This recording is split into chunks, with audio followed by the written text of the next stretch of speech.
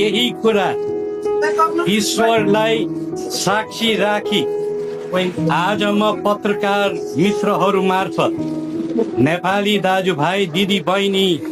एवं अन्तर्राष्ट्रिय समुदाय समक्ष राख्न चाहन्छु। म एउटा अबोध बालक छँदा मेरो शिरमा पहिराएको श्रीपे चुपचाप थाप्ने बाध्यता बाहेक मेरो न त चाहना थियो, न त इच्छा, न त कुनै भूमिकाको गुन्जाइस नै थियो। त्यस्तै 2058 साल जेठ 19 गते राति दोस्रो पटक फेरि एउटा अकल्पनीय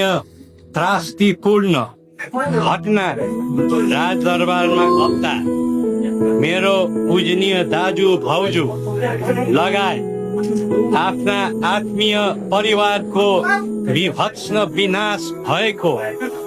र ती प्रिय आदरणीय परिवारका शवमा आँसु बगाएर मन हलुका पार्ने मौका समेत पाउन नसक्ने परम्परा र कर्तव्यको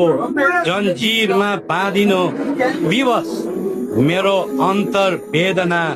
शब्दमा व्यक्त गर्न सक्दिन। यसै अवस्था र घटनालाई लिएर केही र कतिले अत्यन्त निर्विवेक र निर्दयतापूर्वक म र मेरो परिवारमाथि लगाएको कठोर आरोप र लान्छनालाई हामीले सहनु बाहेक न त कुनै उपाय नै थियो, न त हाम्रो तर्फबाट बोलिदिने नै कोही थिए। तत्कालीन परिस्थिति र घटनाबाट फाइदा उठाउन म र मेरो परिवार प्रति पूर्वाग्रही भई विभिन्न माध्यमबाट